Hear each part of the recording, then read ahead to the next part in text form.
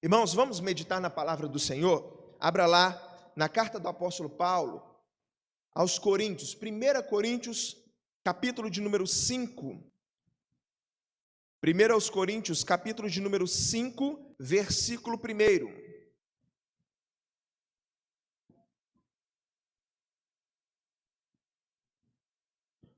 1 aos Coríntios, capítulo de número 5, versículo 1. Eu anunciei esse sermão como os leprosos da igreja. 1 Coríntios, capítulo de número 5, versículo 1. Teve gente querendo pegar um spoiler do sermão, me mandando mensagem. O que é leprosos da igreja? Como assim? Você quer saber? Vai lá no domingo para você pegar a palavra. 1 aos Coríntios, capítulo de número 5, versículo 1. Quem for encontrando, fica de pé para nós meditarmos a palavra do Senhor. 1 aos Coríntios, capítulo de número 5, versículo de número 1, diz assim a palavra do Senhor: Geralmente se ouve que há entre vós imoralidade, e imoralidade tal, como nem mesmo entre os gentios, isto é, haver quem se atreva a possuir a mulher do seu próprio pai. E contudo, andais vós enssoberbecidos, e não chegastes a lamentar, para que fosse tirado de vosso meio quem tamanho ultraje praticou?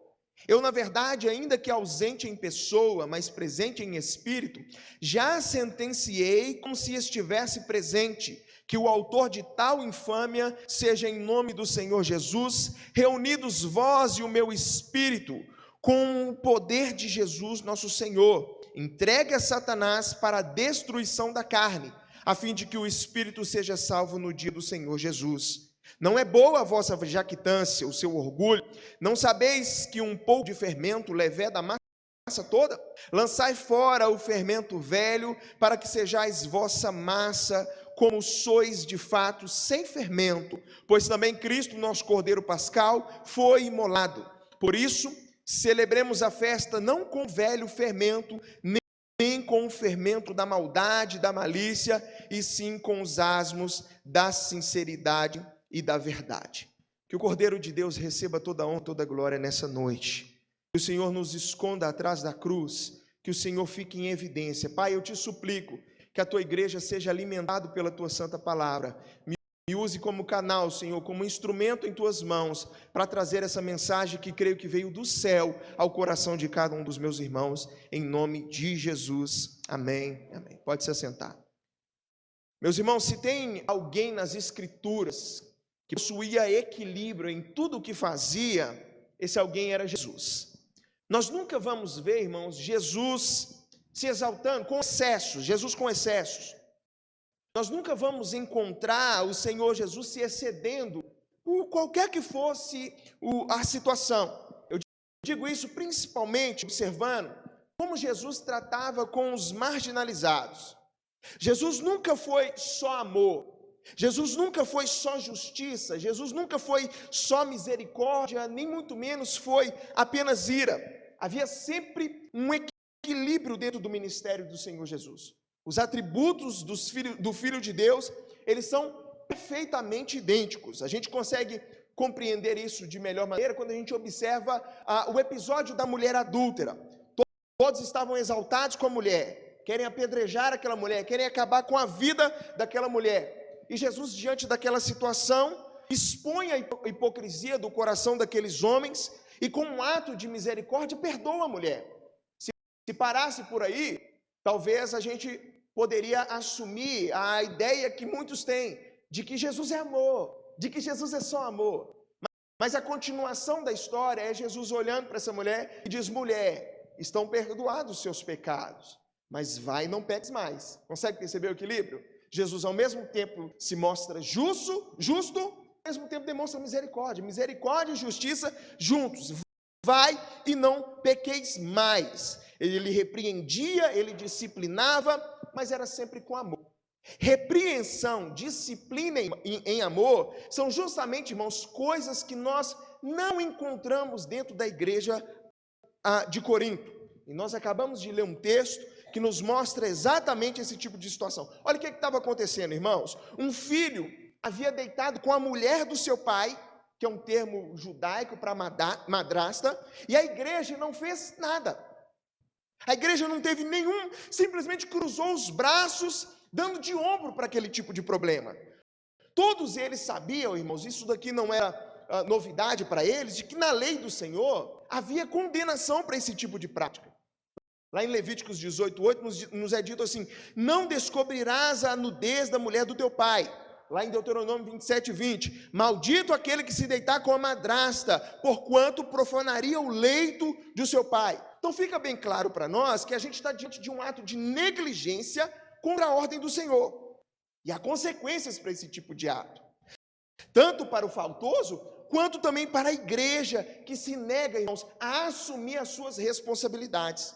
No Antigo Testamento, se um filho tivesse relações sexuais com a madrasta, irmãos, a comunidade condenaria esse homem e ele seria apedrejado. Apesar de já não ser assim no Novo Testamento, esse era um assunto seríssimo.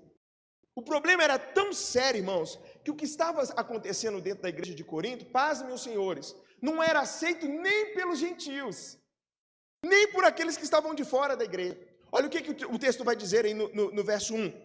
Geralmente, se ouve que há entre vós imoralidade, e imoralidade tal, como nem mesmo entre os gentios, isto é, haver quem se atreva a possuir da mulher de seu pai.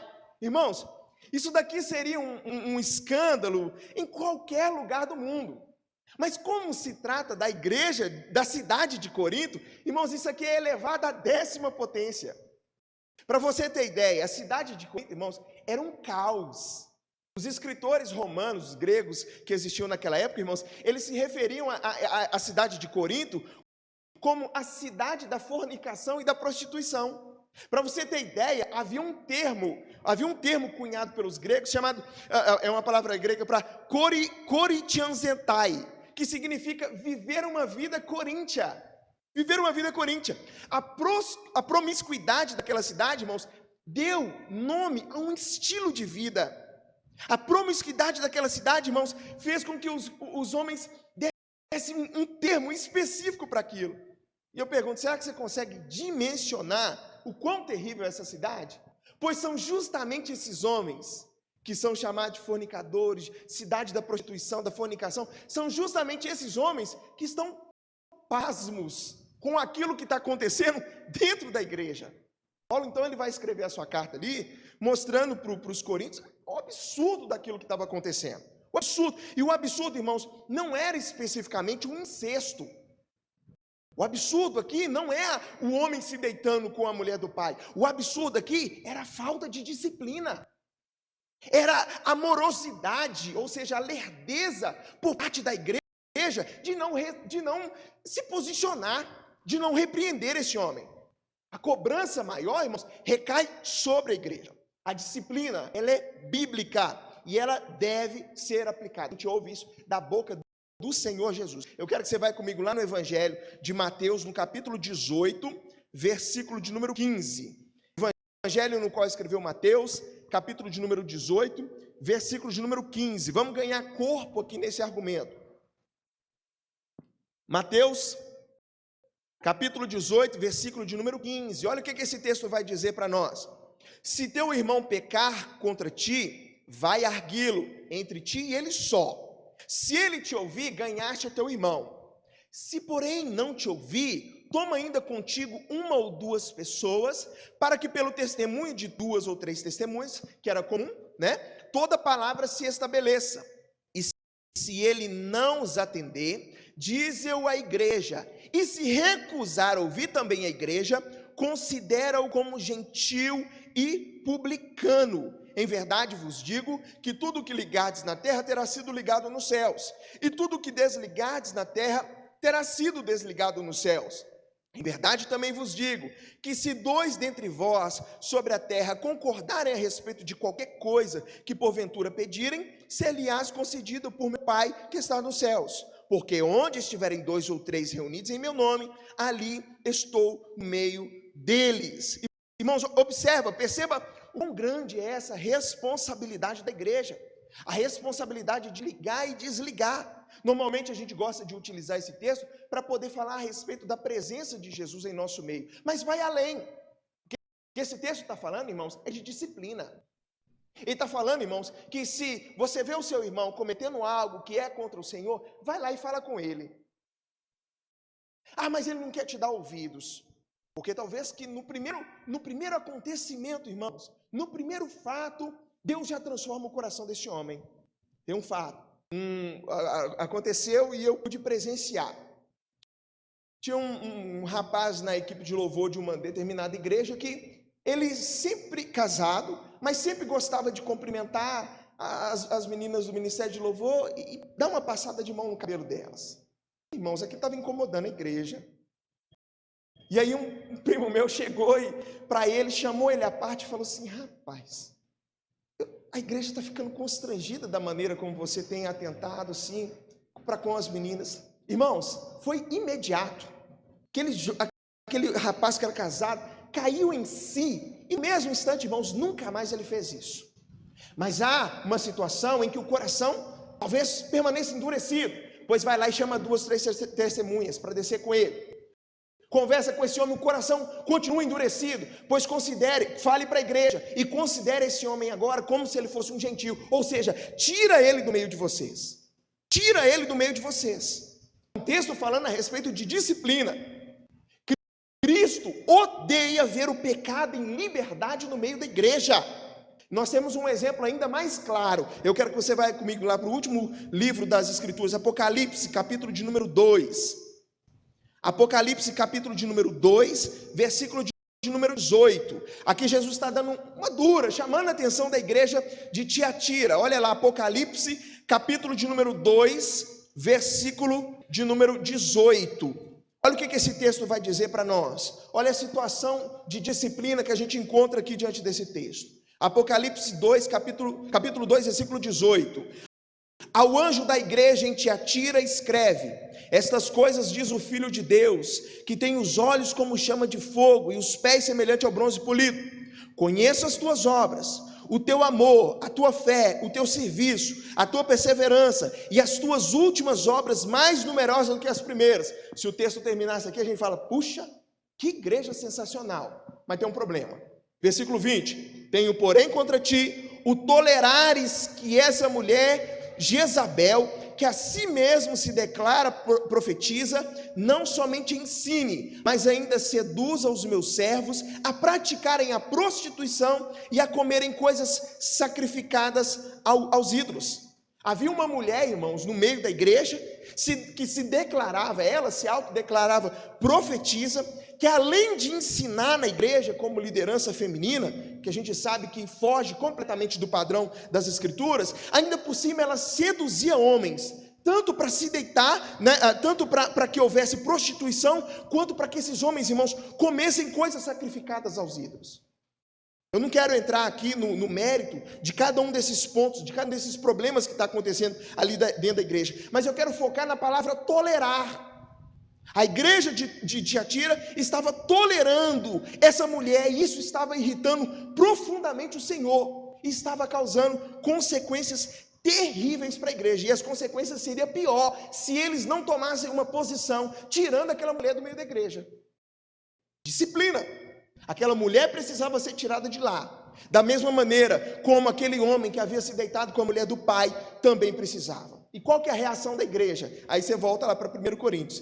Qual que era a reação da igreja? 1 Coríntios 5, versículo 2. E contudo, andais ensoberbecidos e não chegasses a lamentar para que fosse tirado do vosso meio quem o traje praticou? Há uma outra tradução que talvez vai ficar um pouco mais claro para nós.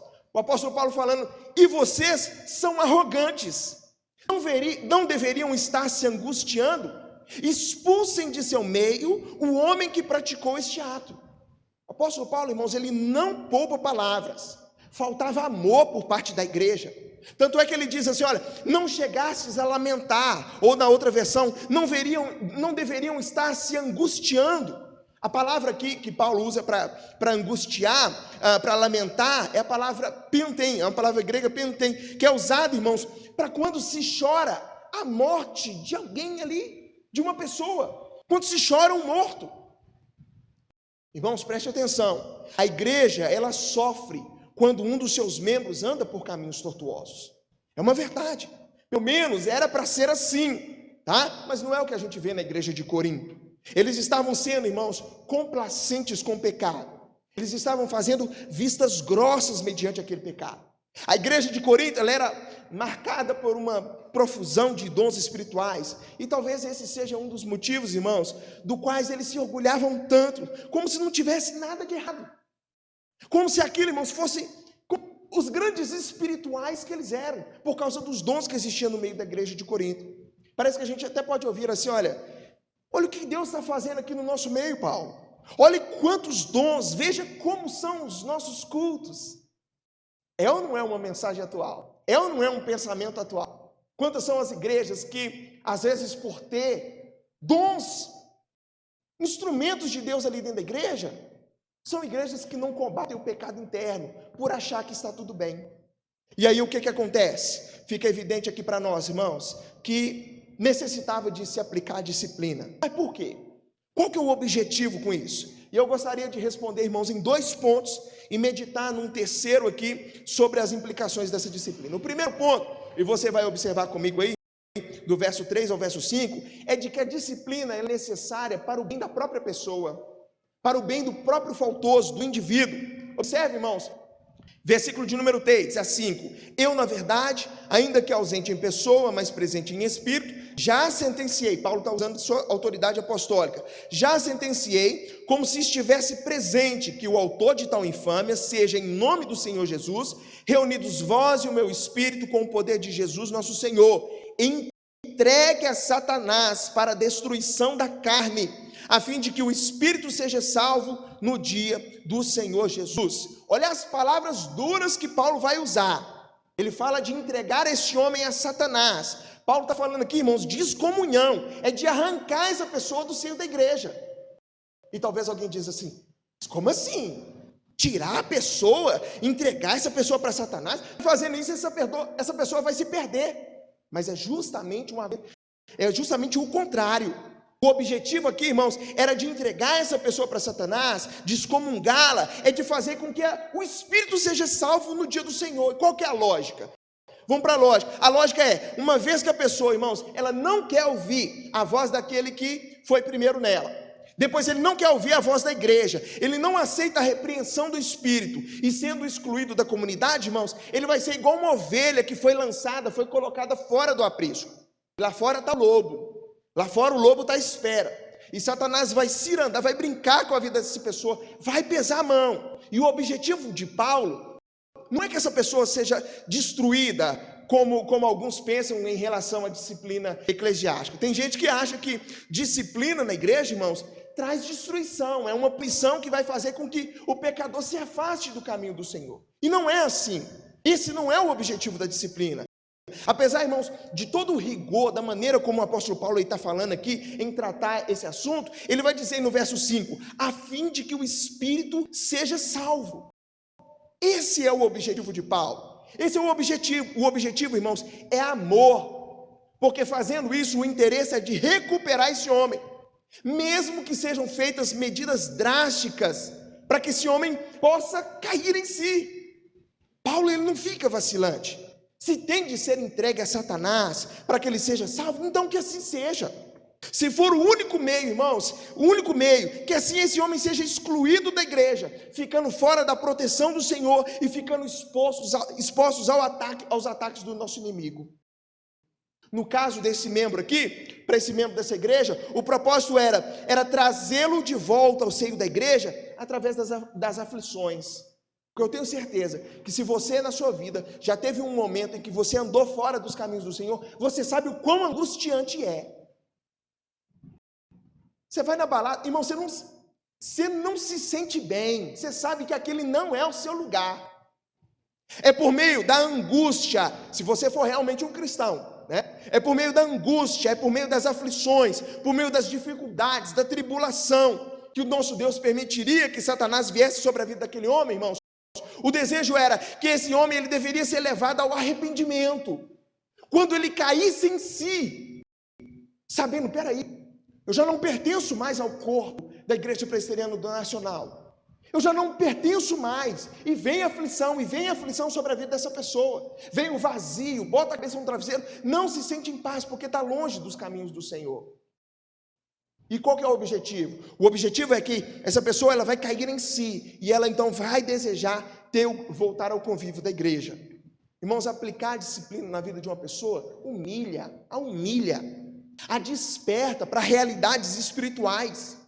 A disciplina, irmãos, ela visa o bem do indivíduo, é uma disciplina visando restauração, é amor paternal, como nós vemos lá em Hebreus 12, ainda que a disciplina, irmãos, no primeiro momento, pareça ser o fim, não é, porque um pai corrige ao filho que ama, e o Senhor delega essa responsabilidade à sua igreja, a de disciplinar, mas é uma disciplina em amor.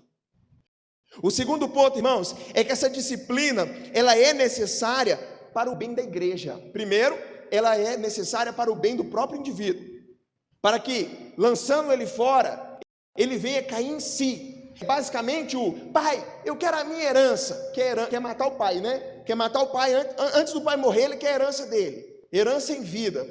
Não existe isso. Pai, eu quero a minha herança, então toma. Vai, gasta, festa, tudo mais e tal. Aí está lá, desejando a comida dos porcos. Aí ele cai em si. Você quer viver a sua vida? Vai. E que Deus toque no teu coração.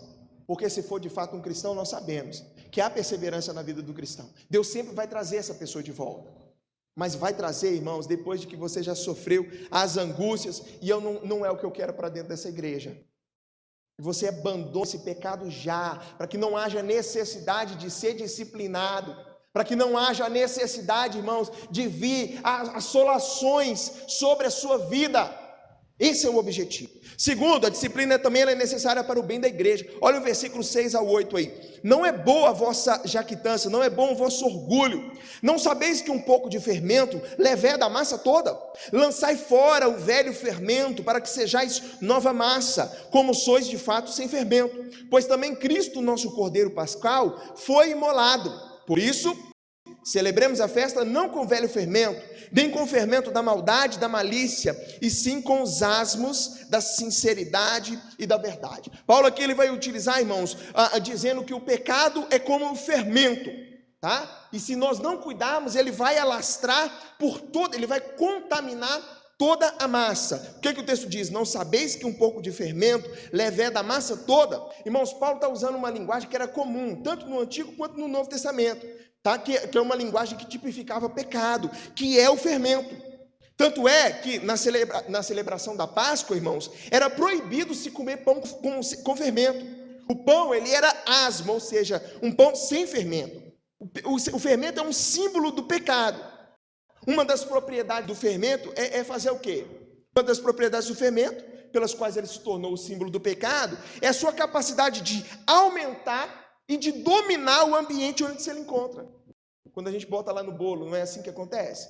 Propriedade de aumentar, né, e de dominar o ambiente onde ele se encontra. Se colocado um pouco de fermento no pão que está sendo preparado, logo ele vai levedar toda aquela massa.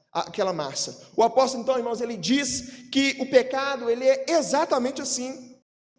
Paulo pergunta se os crentes de Corinto não sabem disso, que o pecado é como um fermento que leveda toda a massa. A ideia aqui, irmãos, é que se deixado sem correção, faltoso, sem correção no seio da igreja, sem as devidas soluções sejam tomadas, irmãos, o pecado vai se propagar. Uma pessoa, irmãos, vai contaminar. Se nós não tomarmos uma atitude, se não houver uma atitude da nossa parte, irmãos, uma pessoa vai contaminar. Eu quero que você imagine, por exemplo, como é que estavam os jovens da igreja de Corinto, vendo e sabendo daquilo, porque era um escândalo público, e a igreja não fazendo nada, deixando o cara lá. Vamos supor que ele tocava no louvor, deixa ele lá, tocando. Como é que os jovens estavam reagindo? O que os jovens pensavam a respeito daquela igreja? O que eles estavam aprendendo quando eles viam, irmãos, aqueles homens vivendo, aquele homem vivendo como uma madrasta e a igreja não dando a menor importância? O que eles estavam aprendendo? Eles estavam aprendendo, irmãos, que aquela atitude não faz a diferença na vida cristã. Que aquela atitude ali, irmãos, que não importa o nosso comportamento sexual, nós podemos continuar em pecado e viver uma vida cristã normal. Você fala assim, Ué, se está ali a igreja vendo aquele fato e não fazendo nada para que fosse repreendido aquele pecado no meio da igreja, é exatamente essa a ideia. Eu estou pecando aqui, o pessoal sabe, ninguém me corrige, eu vou continuar fazendo. Era essa a mensagem que estava sendo passada para os membros daquela igreja, que o pecado realmente não importava, porque a igreja, irmãos, parecia aceitar normalmente. Qual que é a mensagem que estava sendo passada para os novos convertidos? De que o pecado não afeta o meu estado, o meu relacionamento, a minha comunhão com Deus, e nem a vida da igreja. Os novos convertidos, um homem vivendo uma vida dessa aqui dentro da igreja, eu vou mudar minha vida? Não, eu vou continuar vivendo da minha maneira, da mesma maneira. Ou seja, um fermento ali, levedando toda a massa, apodrecendo tudo aquilo. Ou seja, o que é pregado no público era totalmente desfeito por esse tipo de atitude. Do que adianta, irmãos, a gente esbravejar santidade em cima desse púlpito, se algo, quando pecaminoso, é encontrado no nosso meio, nós viramos as costas, irmãos, e fazemos vistas grossas? O que vai adiantar? O que vai adiantar? A necessidade, irmãos, da disciplina eclesiástica, mas é uma disciplina feita em amor, é para recuperar o pecador e para que se coloque, irmãos, em prática o que a palavra de Deus nos recomenda e exige. O mais importante, irmãos, é que Paulo aqui, e você precisa saber disso, porque nós presbiterianos temos o conselho da igreja responsável por essa parte de disciplina. Mas aqui, preste atenção no que o texto está dizendo. Aqui Paulo não está falando para a liderança da igreja. Paulo está falando para a igreja. Porque a disciplina é uma responsabilidade cristã. Tem vezes que você está vendo o pecado na vida do seu irmão, você sabe, e você não faz nada. Essa não é uma responsabilidade apenas da liderança da igreja.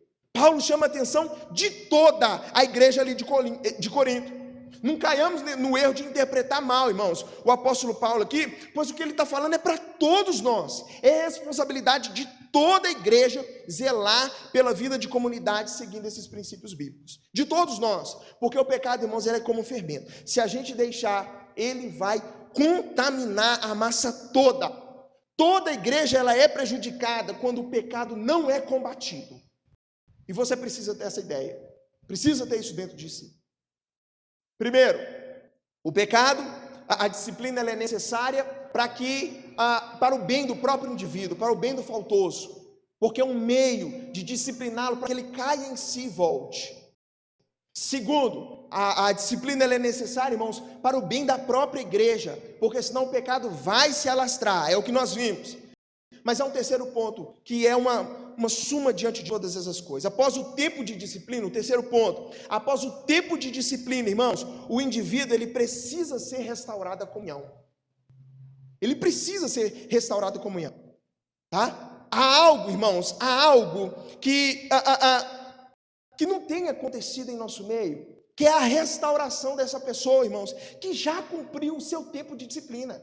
Eu quero usar como base para esse argumento 2 Coríntios, aí no capítulo 2. Abre aí que é importante esse texto para nós. 2 Coríntios, capítulo de número 2, versículo de número 5.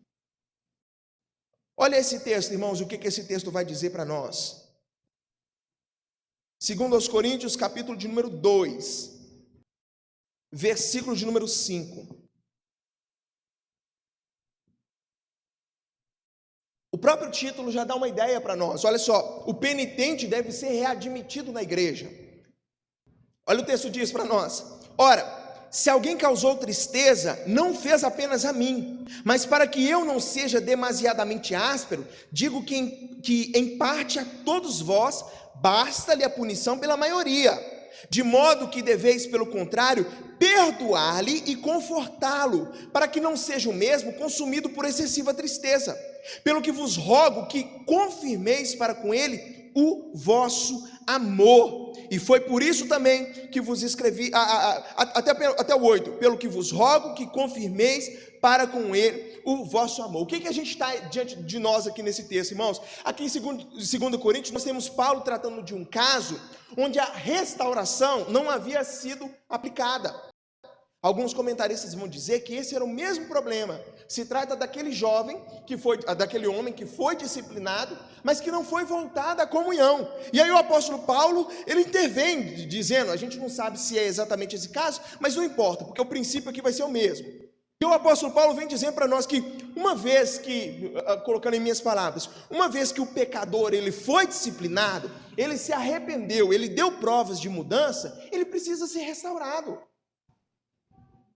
Não é simplesmente disciplinar, não é simplesmente corrigir, porque a disciplina ela tem a intenção de que essa pessoa ela seja restaurada, para que ela volte para o meio do convívio dos irmãos. O problema, Denise, é que isso não tem acontecido da maneira como Deus quer.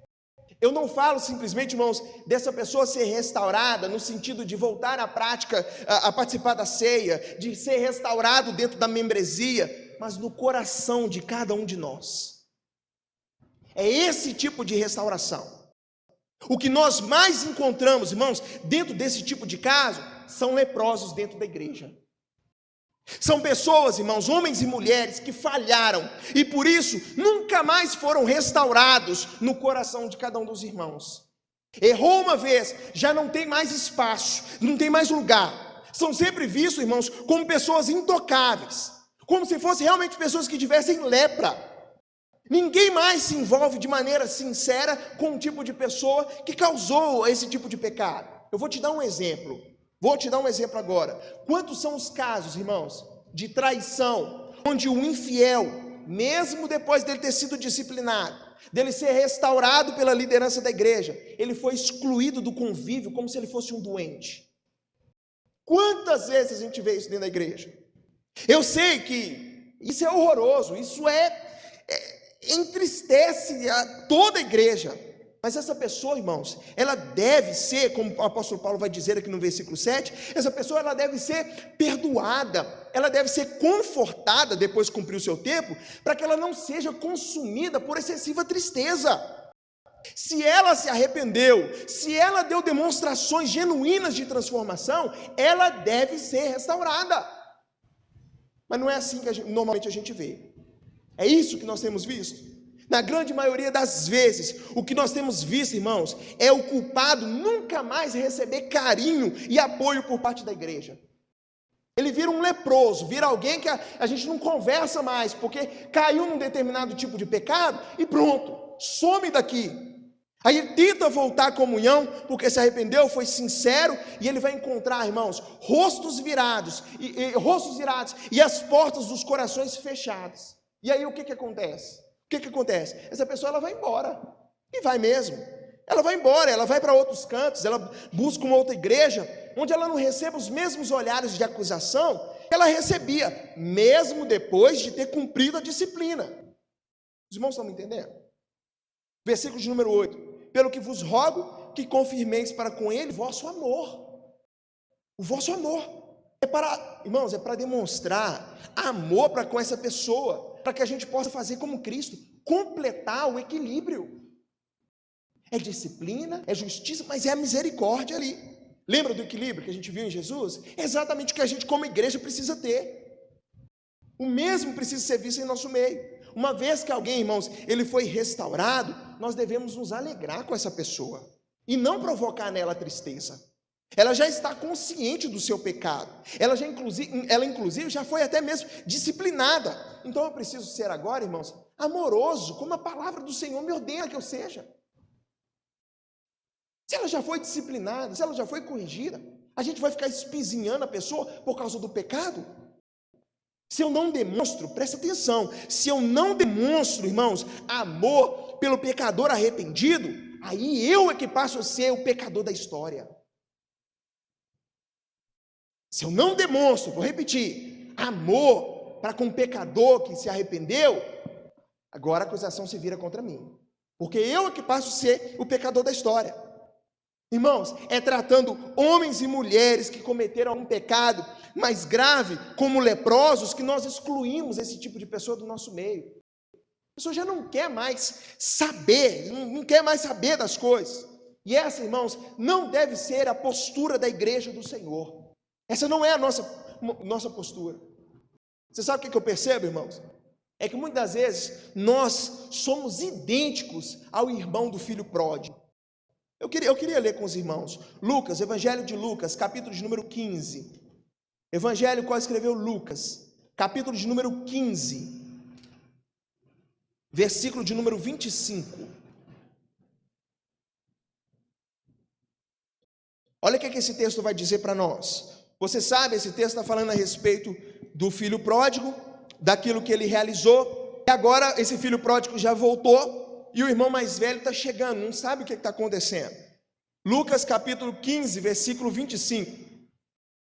Ora, o filho mais velho estivera no campo, e quando voltava, ao aproximar-se da casa, ouviu a música e as danças. Chamou um dos criados e perguntou-lhe o que era aquilo. E ele informou: veio teu irmão e teu pai mandou matar o novilho cevado, porque o recuperou com saúde. Ele se indignou, versículo 28, ele se indignou e não queria entrar. Saindo, porém, o pai procurava conciliá-lo.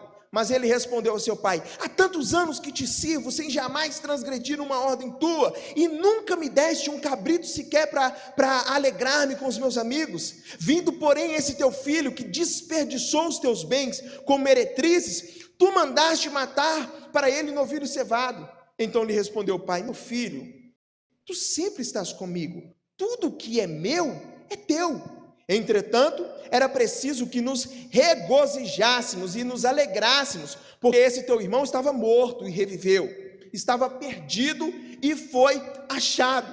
Irmãos, perceba que a restauração do irmão que havia se perdido provoca no coração do irmão mais velho raiva, frustração. Ele fica irado, ele fica indignado. Ele preferia ver o irmão morto a ver o irmão restaurado. O pai da festa aqui, irmão, o pai faz uma festa pelo que o filho estava morto e reviveu, estava perdido, mas foi achado, porque essa é uma reação de um pai que ama. Mas o irmão está enfurecido porque o outro foi restaurado, antes tivesse morrido. E o problema é que esse sentimento está dentro da maioria das nossas igrejas. Está às vezes dentro dos nossos corações, porque a gente fica sabendo: fulano caiu em adultério, pois que morra. A fulana se deitou com o namorado, pois que suma da igreja. A fulana fez isso, fez aquilo, pois que nunca mais cante, nunca mais pregue, nunca mais toque, nunca mais apareça aqui no meio da igreja. Que isso? É realmente isso que o Senhor espera de nós? O problema, irmãos, é que, olha só, fazendo isso, nós nos colocamos como se nós fôssemos santos. Fazendo isso, irmãos, nós estamos tão insensíveis à realidade de que o nosso telhado é de vidro. Nós estamos tão insensíveis, irmãos, que nós achamos que, apesar de nós não termos pecados escandalosos, nós temos pecados suficientes para ser condenados caso a mesma justiça fosse aplicada sobre a nossa vida. Ou você é o santo que não peca? Então por que o pecado do teu irmão é mais escandaloso do que o seu que tem teto de vidro? Que realidade é essa? Que vida cristã é essa? Que vida de igreja é essa? Não é assim que o Senhor espera de nós. Não é assim. Você que não quer a restauração do seu irmão, você é um cego, um miserável de um cego, que não se dá conta da sua própria situação. Da sua própria situação. E Satanás, irmãos, está batendo palma, adorando ver você com seu coração endurecido, entristecido, porque a pessoa que caiu, foi voltada à comunhão, está praticando as coisas aqui dentro da igreja, e você, por que fulano está assim? Glória ao nome de Jesus, que pessoa foi restaurada. Por que você está fazendo, dando uma de irmão mais velho, na história do filho pródigo, na parábola do filho pródigo? Nós precisamos nos alegrar com aquele que foi perdido. A disciplina, ela é necessária para o bem daquele que caiu. Ela é necessária para que se afaste o pecado e ele não prolifere dentro da igreja. Mais uma vez, irmãos, que essa pessoa sofreu a disciplina, deu demonstrações visíveis de arrependimento, ela precisa ser restaurada. E digo mais, que seja restaurado dentro dos nossos corações, porque eu preciso olhar para fulano e não enxergar nele o pecado, porque não é assim que Cristo faz conosco, não é isso que Jesus enxerga em nós. Ele não olha para nós e diz: Anselmo, tá orando aí, mas eu sei, viu? Não é assim que o Senhor faz conosco, mas é assim que a gente faz com o próximo, e não deve ser assim. Nós enxergamos na vida do próximo a misericórdia, nós enxergamos com um olhar de amor, com um olhar, irmãos, de quem foi perdoado, e não como se você estivesse assentado no trono julgando. Deus não te colocou como juiz, Deus não te fez para agir dentro dessa maneira. Foi restaurado? Restaura dentro do seu coração, restaura. Para nós concluirmos, nós devemos sim disciplinar, para benefício desse pecador, para ver se com o peso da disciplina, ele seja compungido a nunca mais fazer a mesma coisa. Nós devemos sim disciplinar para que a igreja seja preservada e esse pecado não se alastre mais e mais, ganhando mais e mais adeptos, influenciando outras pessoas. Mas disciplinamos, irmãos, visando a restauração completa do pecador. Nós queremos vê-lo, irmãos, novamente em nosso meio.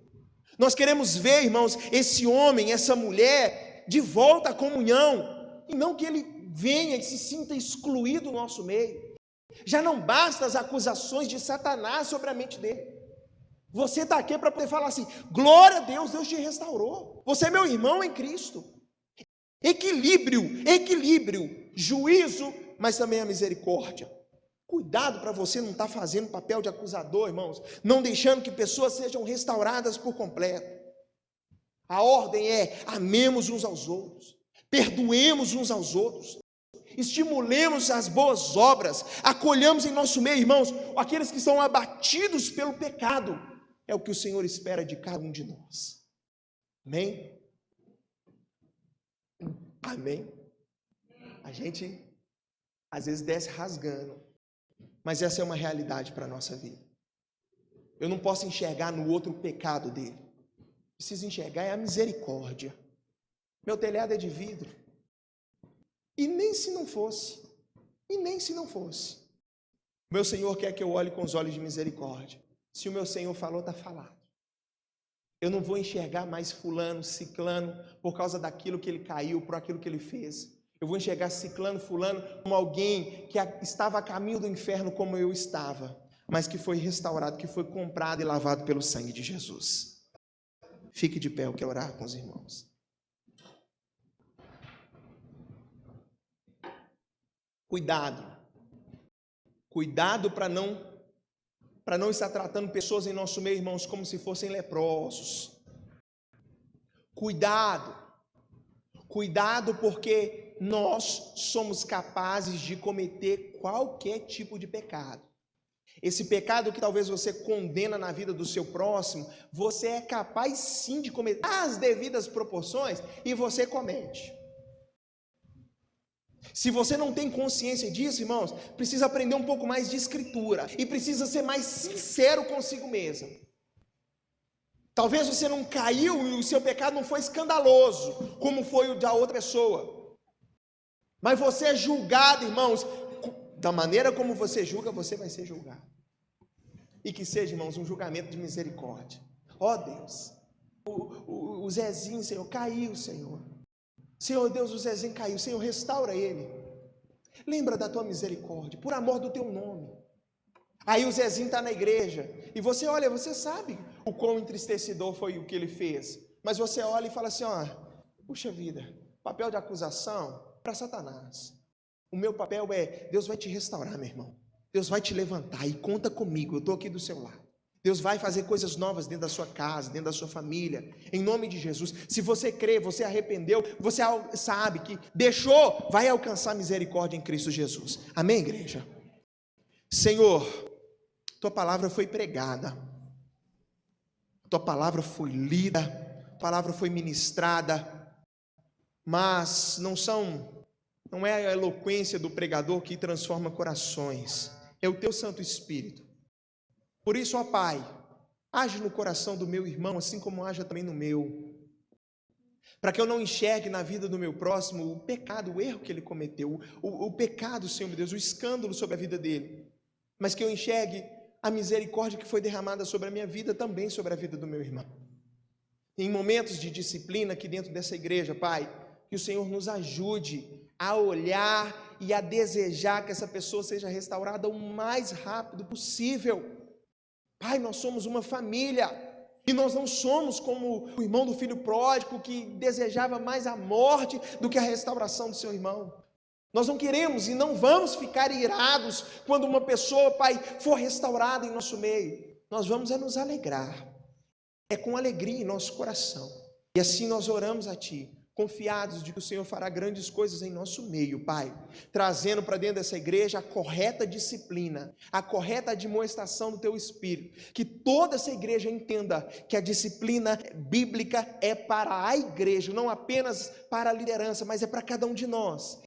É ir conversar, ó Senhor Deus, eu vou uma vez, eu falo, ele não se converteu, Pai, não teve mudança, eu vou com mais 2 irmãos como testemunha, conto a igreja, se necessário a gente tira para fora da igreja, para que essa pessoa seja restaurada. Ó Deus, nos ensine que os métodos do Senhor, a maneira como o Senhor faz, Pai, é melhor do que a nossa. Isso, arranca de nós todo sentimento contrário à disciplina, porque se foi o Senhor que assim ordenou, Pai, a nós cabe obedecer, a nós cabe entender e Te dar graça, porque o Senhor é bom, porque o Senhor é misericordioso, e assim eu oro no nome santo de Jesus, que é quem nos perdoa e nos restaura. Amém, amém e amém.